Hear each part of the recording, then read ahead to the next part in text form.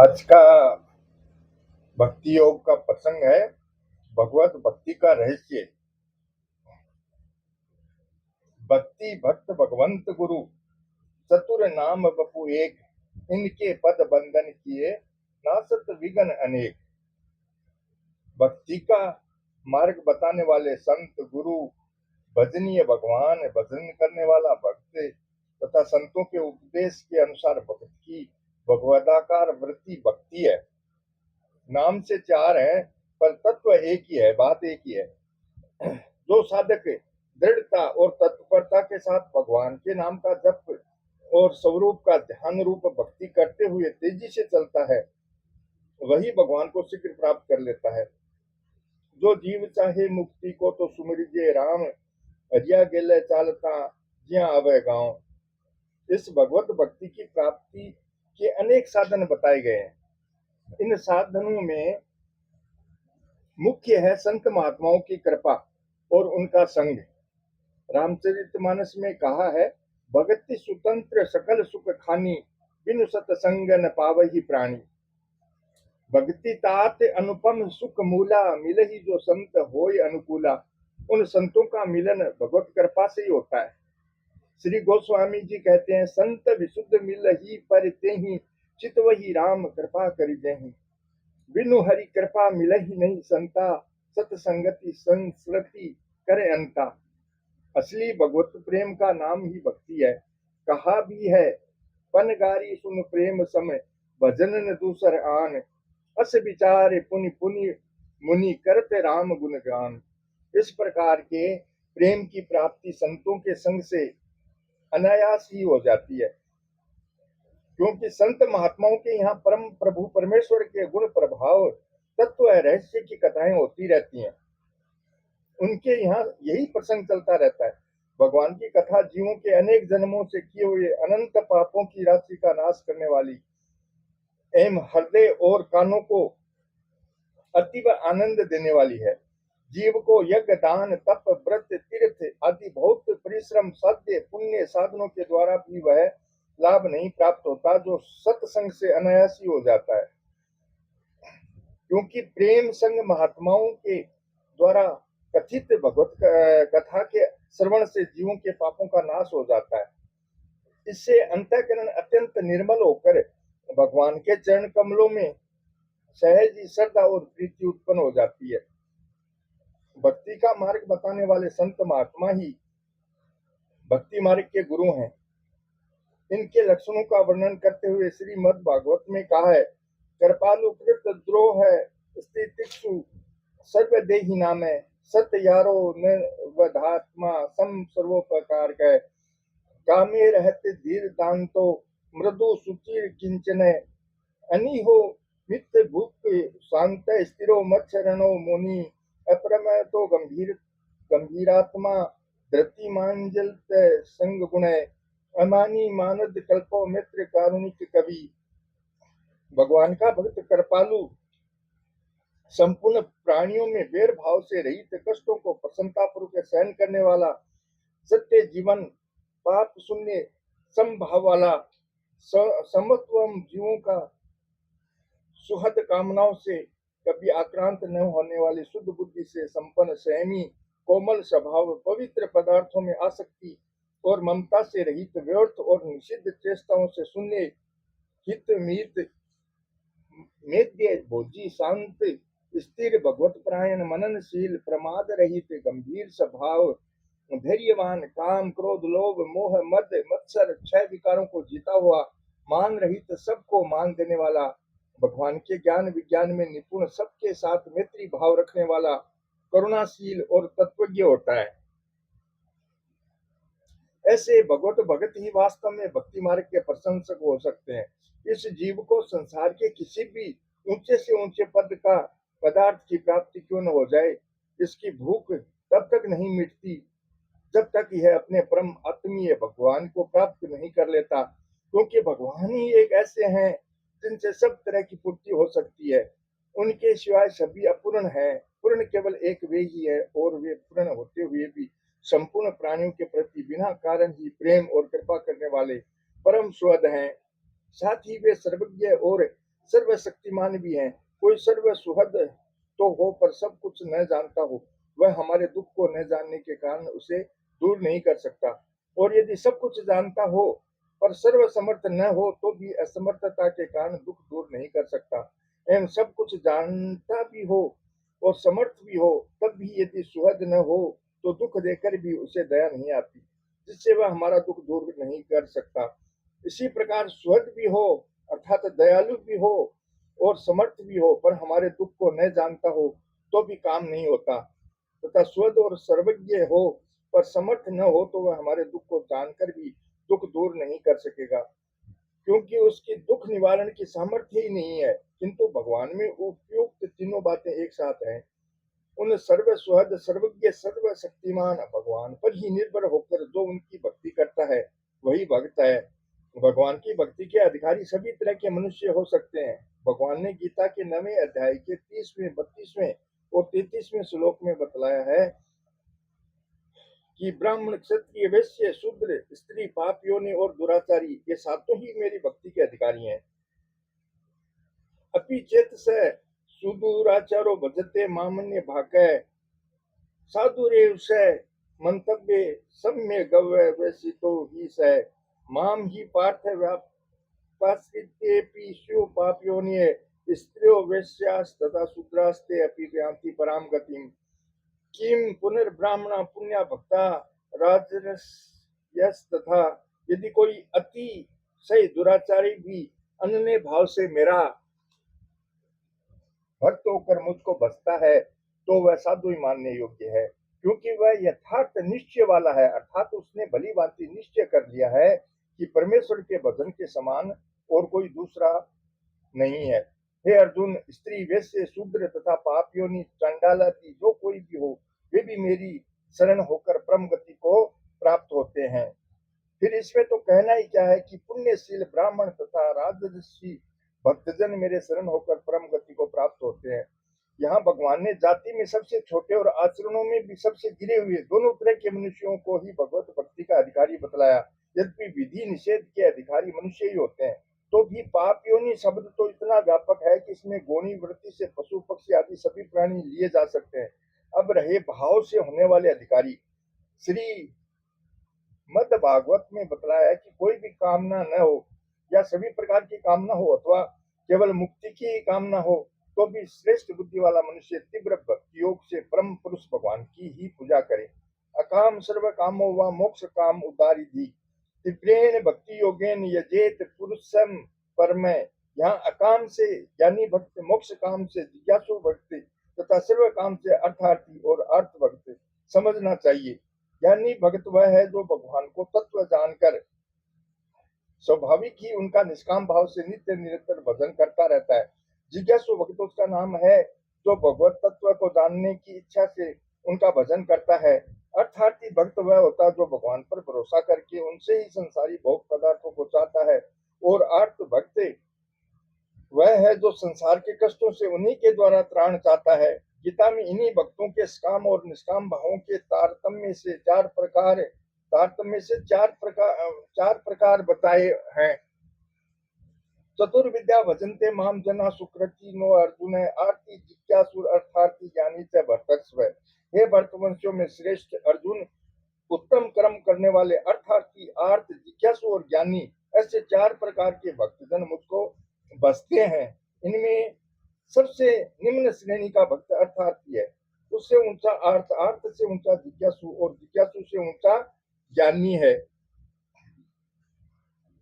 भोग और ऐश्वर्य आदि पदार्थों की इच्छा को लेकर जो भगवान की भक्ति में प्रवृत्त होता है उसका लक्ष्य भगवत भजन की ओर गौण तथा पदार्थों की ओर मुख्य रहता है, क्योंकि वह पदार्थों के लिए भगवान का भजन करता है, न कि भगवान के लिए। वह भगवान को तो धनोपार्जन का, धन कमाने का एक साधन समझता है, फिर भी भगवान पर भरोसा रखकर धन के लिए भजन करता है, इसलिए वह भक्त कहलाता है। जिसको भगवान स्वाभाविक ही अच्छे लगते हैं और जो भगवान के भजन में स्वाभाविक ही प्रवृत्त होता है, किंतु संपत्ति वैभव आदि जो उसके पास है उनका सब नाश होने लगता है अथवा शारीरिक कष्ट आ पड़ता है, तब उन कष्टों को दूर करने के लिए भगवान को पुकारता है। वह आर्थ भक्त अर्थार्थी की तरह वैभव और भोगों का संग्रह तो नहीं करना चाहता, परंतु प्राप्त वस्तुओं के नाश और शारीरिक कष्ट को नहीं सहन सकता। अतः इसमें उनकी अपेक्षा कामना कम है और जिज्ञासु भक्त तो न वैभव चाहता है न योगक्षेम की ही परवाह करता है। वह तो केवल एक भगवत तत्व को ही जानने के लिए भगवान पर ही निर्भर होकर उनका भजन करता है। भगवान ने यहाँ ज्ञानी जिज्ञासु अर्थ अर्थार्थी ऐसा अथवा अर्थार्थी अर्थ जिज्ञासु ज्ञानी ऐसा क्रम न बतलाकर अर्थ जिज्ञासु अर्थार्थी और ज्ञानी ऐसा कहा है। यहाँ अर्थ और अर्थार्थी के बीच में जिज्ञासु को रखने में भगवान का एक विलक्षण मतलब मालूम देता है कि जिज्ञासु में जन्म मरण के दुख से दुखी होना और अर्थों के अर्थ परमात्म तत्व की प्राप्ति की इच्छा, ये दोनों है। इस प्रकार अर्थ और अर्थार्थी दोनों के आंशिक धर्म उसमें आ जाते हैं। इसी तरह अर्थ और अर्थार्थी भक्तों में आर्तिनाश और पदार्थ कामना के अतिरिक्त मुक्ति की इच्छा भी रहती है। इसलिए भगवान से जो कष्ट निवृत्ति तथा सांसारिक भोगों की प्राप्ति की कामना की गई, उस कामना रूप दोष को समझने पर उसके हृदय में गलानी और पश्चाताप भी होता है। अतः अर्थ और अर्थार्थी इन दोनों में से कोई तो जिज्ञासु होकर भगवान को तत्व से जान लेते हैं और कोई भगवान के प्रेम के पिपासु होकर भगवत प्रेम को प्राप्त कर लेते हैं। एवं अंत तो गत्वा वे दोनों सर्वथा आप्त काम होकर ज्ञानी भक्त की श्रेणी में चले जाते हैं। ज्ञानी सर्वथा निष्काम होता है। इस सर्वथा निष्काम भाव का द्योतन करने के लिए ही भगवान ने चय शब्द का प्रयोग करके उसे सबसे विलक्षण बतलाया है। ऐसे ज्ञानी भक्तों की भगवत भक्ति सर्वथा निष्काम हेतु की होती है। श्रीमद् भागवत में भी कहा है, आत्मा रामस्य मुनियो निर्ग्रंथा अप्युरुक्रमे कर्वेन है हेतु की भक्ति मिथम भूत गुणो हरि। ज्ञान के द्वारा जिनकी चिजड़ ग्रंथि कट गई, ऐसे आत्माराम मुनिगण भी भगवान की हेतु रहित भक्ति किया करते हैं, क्योंकि भगवान श्री हरि ऐसे ही अद्भुत दिव्य गुण वाले हैं। भगवान तो उपयुक्त सभी भक्तों को उद्धार मानते हैं।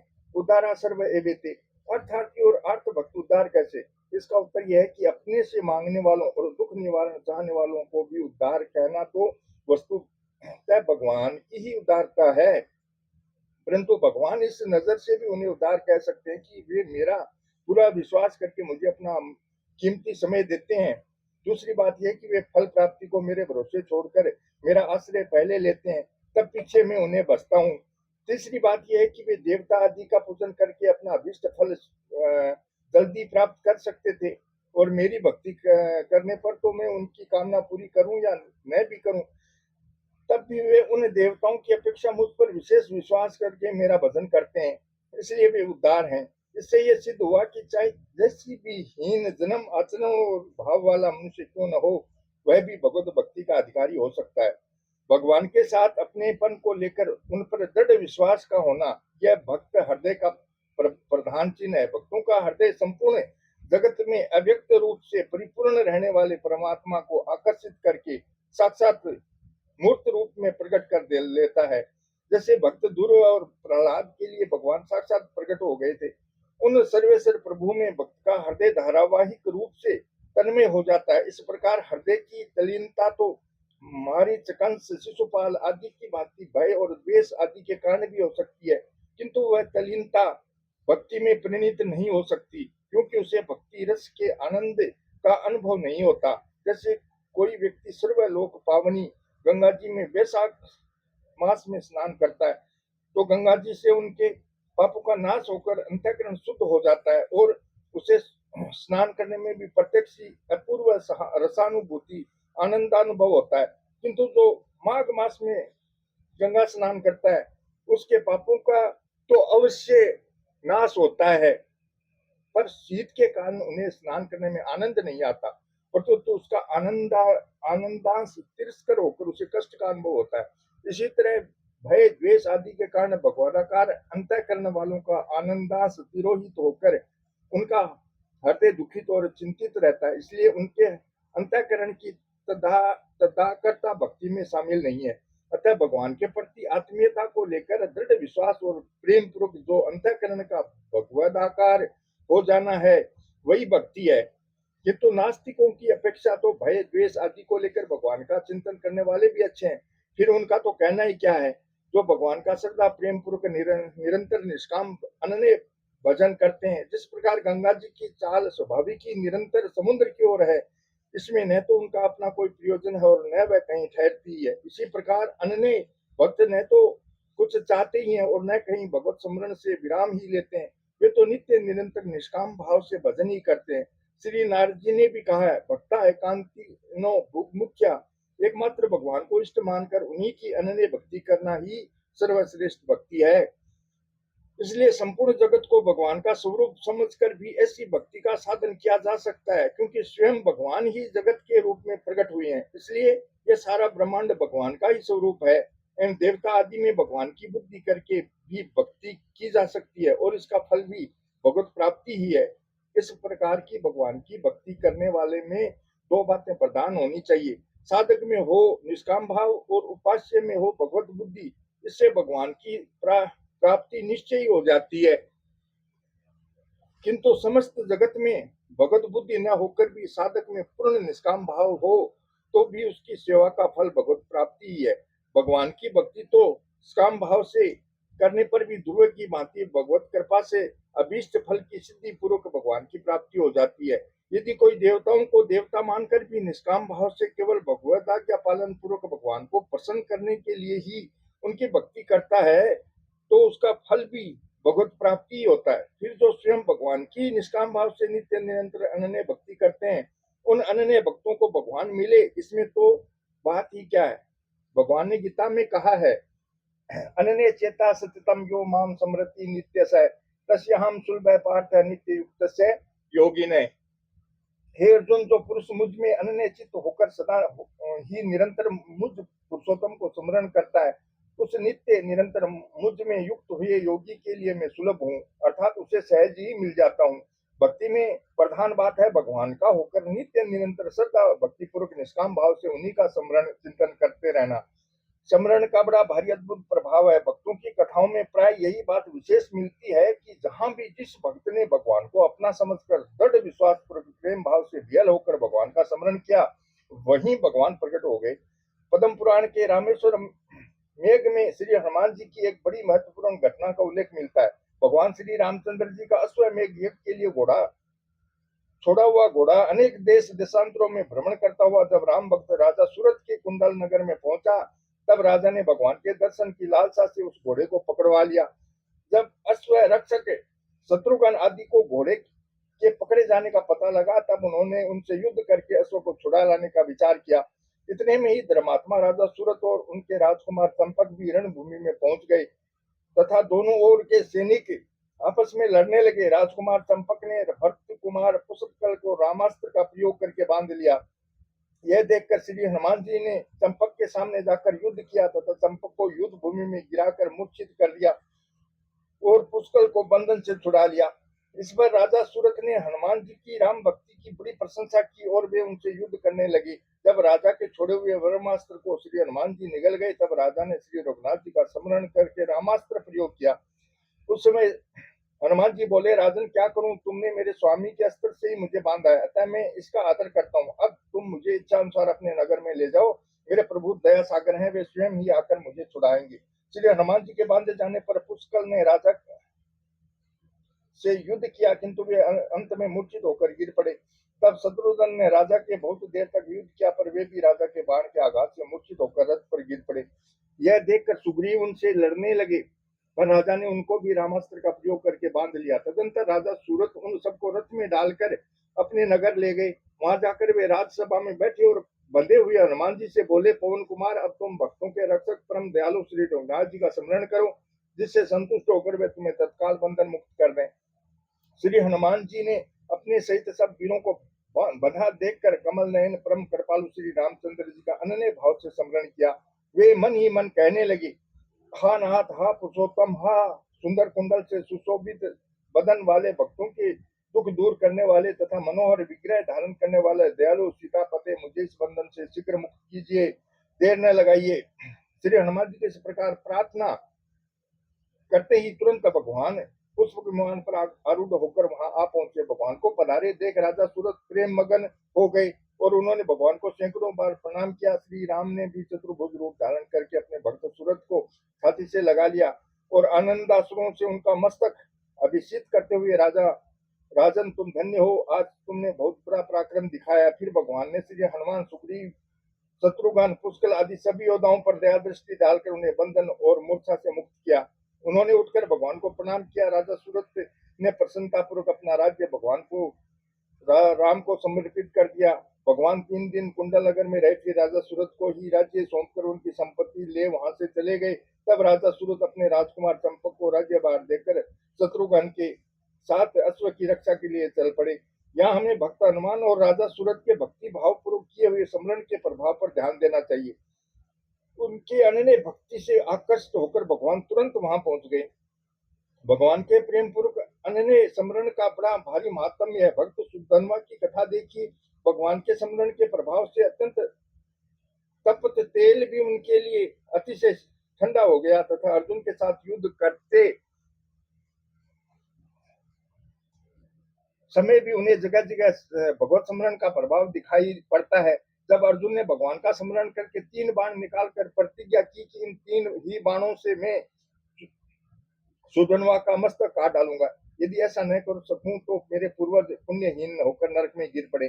तब ठीक इसके विरुद्ध सुधन्वा ने भगवान का स्मरण करके प्रतिज्ञा की कि इन तीनों ही बाणों को मैं अपने बाणों से काट डालूंगा, यदि ऐसा नहीं कर सकूं तो मुझे घोर गति प्राप्त हो।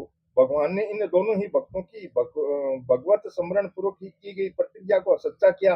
भक्त अर्जुन की रक्षा के लिए भगवान ने पहले बाण को अपने गोवर्धन का पुण्य अर्पित करके बाण छोड़ने का अर्जुन को आदेश दिया। अर्जुन ने तदनुसार बाण छोड़ा, किंतु सुधन्वा ने भगवान को याद करके अपने बाण से उनके टुकड़े टुकड़े कर दिए। तब भगवान ने अर्जुन को दूसरा बाण संधान करने की आज्ञा दी और साथ ही उसे अपने अन्य अनेक पुण्य अर्पण किए। अर्जुन ने दूसरा बाण छोड़ते ही सुधन्वा ने उसे भी भगवान का स्मरण करके काट डाला। अब तीसरा बाण रहा। भगवान ने उसे अपने रामावतार का पुण्य अर्पण कर दिया तथा उसके पिछले भाग में ब्रह्मा जी और बीच में काल को छोड़कर आगे के भाग में खुद जाकर विराजमान एवं अर्जुन को बाण चलाने की आज्ञा दी। जब अर्जुन ने तीसरा बाण छोड़ा तब सुधन्वा ने भगवान से कहा, भगवान आप स्वयं इस बाण में विराजमान है, यह मैं जान गया हूँ। अब आप मुझे अपने चरणों में आश्रय देकर कृपा करें।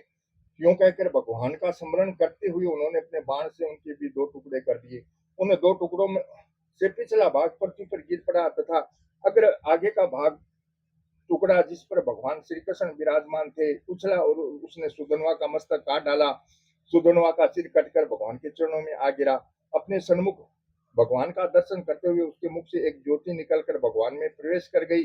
अतः भगवत समृद्धि के प्रभाव को लक्ष्य में रखकर हमें भी प्रत्येक क्रिया भगवान का स्मरण करते हुए ही करनी चाहिए। सांसारिक काम करते हुए भी नित्य निरंतर भगवान का स्मरण होते रहना चाहिए, परंतु जब एकांत में भगवान का भजन, स्मरण, सेवा, पूजा आदि नित्य कर्म के लिए बैठे उस समय तो संसार का स्मरण थोड़ा बहुत भी न हो, ऐसा विशेष ध्यान रखने की जरूरत है। भगवत स्मरण नित्य निरंतर होने के लिए भगवान में अनन्य प्रेम, सत्पुरुषों का संग, सत्शास्त्रों का मनन पूर्वक स्वाध्याय, भगवान के नाम का जप, भगवान की प्रार्थना, स्तुति, भगवत कृपा से निरंतर समृद्धि बनी रहने का दृढ़ विश्वास और हर समय सावधानी पूर्वक उस समृद्धि को बनाए रखने की चेष्टा, ये 7 विशेष सहायक हैं। इन 7 का अनुष्ठान करते हुए जो एकमात्र भगवान का ही अनन्य स्मरण करता है उसकी संपूर्ण विघ्न बाधाओं का नाश हो जाता है और उसे शीघ्र ही भगवत प्राप्ति हो जाती है। भगवान के स्मरण का प्रभाव और महात्म्य क्या बतलाया जाए। यस्य स्मरण मात्रे जन्म संसार बंधनात् विमुच्यते नमस्तस्मै विष्णवे प्रभि विष्णवे। जिसके स्मरण मात्र से मनुष्य अवागमन रूप बंधन से छूट जाता है, सबको उत्पन्न करने वाले उस परम प्रभु श्री विष्णु को बारंबार नमस्कार है। जय श्री कृष्णा। जय हो, जय श्री कृष्णा, जय हो प्रभु।